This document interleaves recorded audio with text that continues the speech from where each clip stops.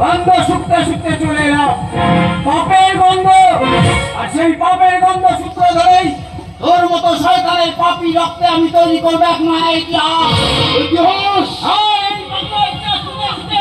তোর মতো শয়তানের রক্তে মাটি ভেজে আমি তাথই করে রাখবো। তুমি যেই হও না কেন, তোমাকে আমি চিনি না জানি না, তুমি ভগবান আমার সামনে। আমি পায়ে ধরে বলছি, তুমি আমার মেয়েকে বাঁচাও বাবা, বাঁচাও। কি বললি মা? বাবা বলেছিল, বাবা বাবা? বাবা।